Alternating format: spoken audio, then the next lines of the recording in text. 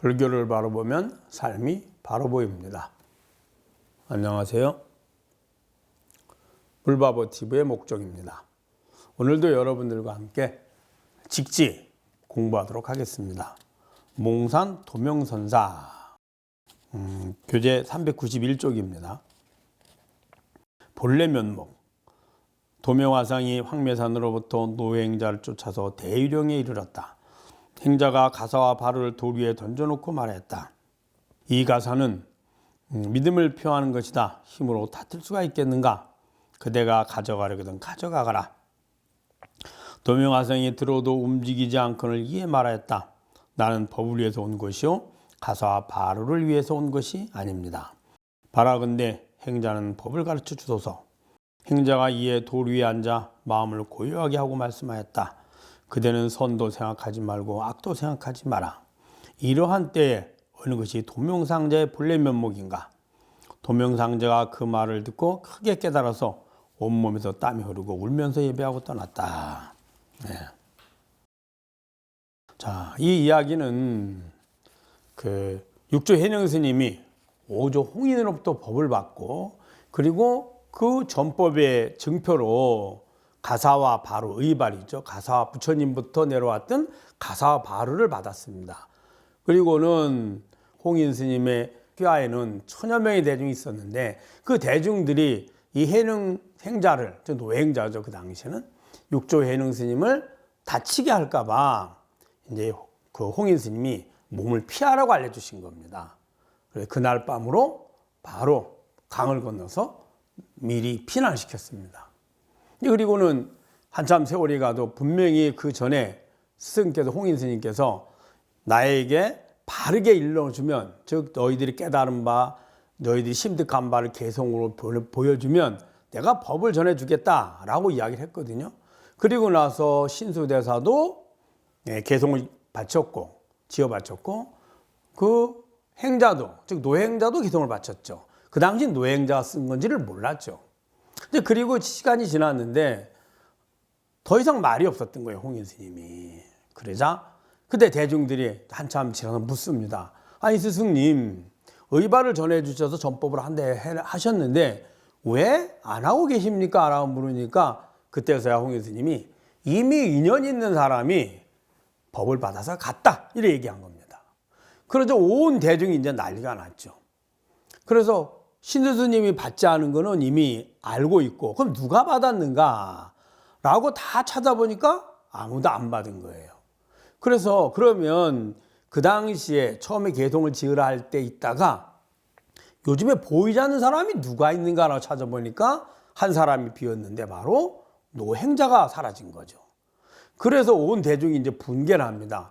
어떻게 행자가 아직 스님도 아닌데 의발을 받았다고 하는가? 저는 분명히 저 행자가 스승을 협박했거나 스승이 잘못 판단해서 한 거다. 이건 있을 수 없는 일이다. 라고 온 대중이 분개를 하고 그 행자를 잡아서 그 의발을 찾아와야 된다고 생각한 겁니다. 온 대중이 이제 그 노행자를 잡으러 이제 노행자 뒤를 쫓은 거죠. 이제 그럴 때 이 도명존자가, 이 도명화상이 이제 출가하기 전에 이제 장군 출신이었답니다. 무예가 뛰어나고 아주 용맹했죠. 그래 다른 사람은 중간에 다 포기했는데 이제 끝까지 쫓아가지고 대유령이라는 큰 그 고개까지 이제 따라온 겁니다. 그래서 거기에서 이제 막 잡히게 된 겁니다. 이 노행자가. 이제 그때 상황을 이야기한 겁니다. 그래 이제 노행자는 이제 그 노행자 후에 이제 육조 해능 스님이 됐죠. 그 당시 노신이가 노행자입니다. 노행자가 가사와 말을 받고 남쪽으로 남으로 끊임없이 도망을 가는데 가다가 이제 결국에는 그 대위나 고개를 넘어가면은 이제 거의 이제 잡히지 않는데 그 고갯마루에서 막 밑에서 쫓아 올라오면서 이제 잡히게 생긴 겁니다.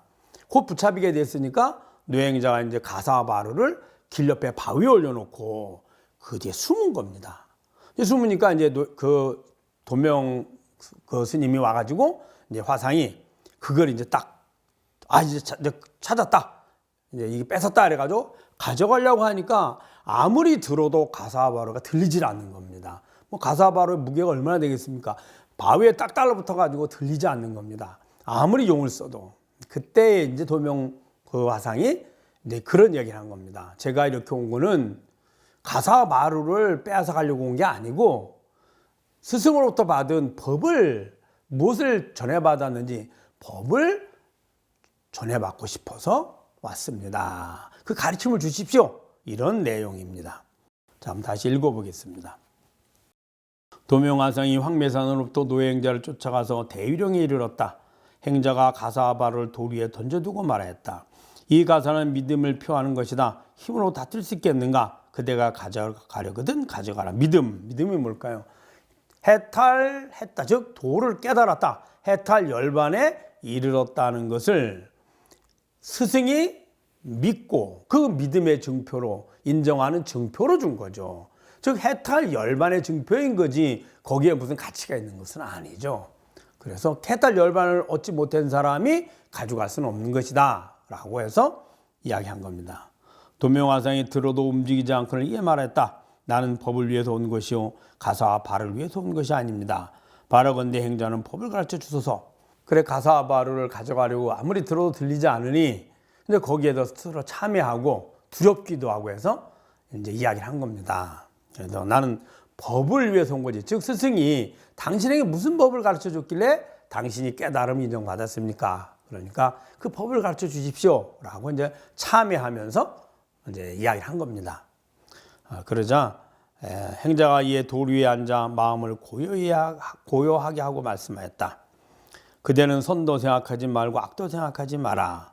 바로 이러한 때에 어느 것이 도명상자의 본래 면목인가 그렇습니다. 선도 생각하지 말고 악도 생각하지 마라. 이 말이 무슨 말일까요?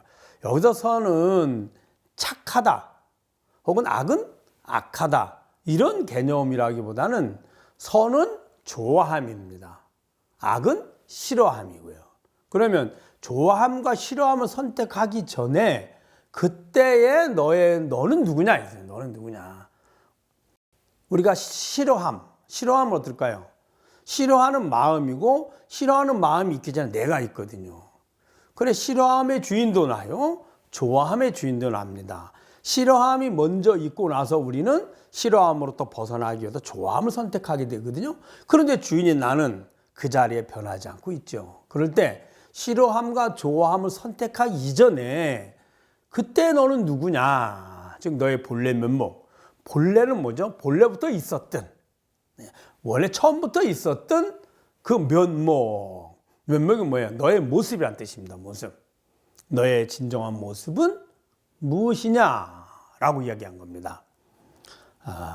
도명상자가 그 말을 듣고 크게 깨달아서 온몸에 땀이 흐르고 울면서 예배하고 떠났다. 그 소리를 듣자마자 거기서 깨달음을 얻은 겁니다. 아, 바로 이거구나.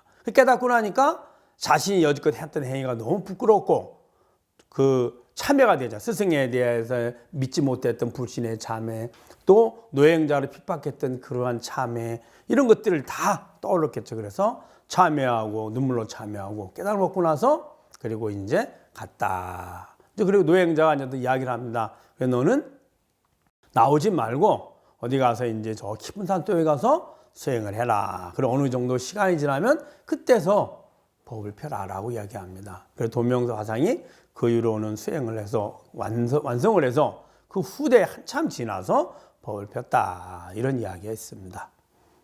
한번 읽어볼까요? 도명화상이 황매산으로부터 노행자를 쫓아가서 대위령에 이르렀다. 행자가 가사와 발을 돌 위에 던져두고 말하였다. 이 가사는 믿음을 표하는 것이다. 힘으로 다툴 수 있겠는가? 그대가 가져가려거든 가져가거라. 도명화상이 들어도 움직이지 않고는 이에 말하였다. 나는 법을 위해서 온 것이요 가사와 발을 위해서 온 것이 아닙니다. 바라건대 행자는 법을 가르쳐 주소서. 행자가 이에 돌 위에 앉아 마음을 고요하게 하고 말씀하였다. 그대는 선도 생각하지 말고 악도 생각하지 마라.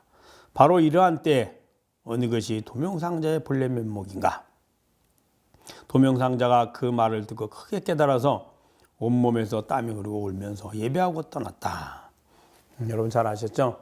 여러 번 반복해서 듣고 스스로 한번 내가 싫어함과 좋아함 그 이전의 나를 한번 참고해 보시기를 당부드립니다. 불교를 바라보면 삶이 바로 보입니다. 다음 시간에 뵙도록 하겠습니다. 감사합니다.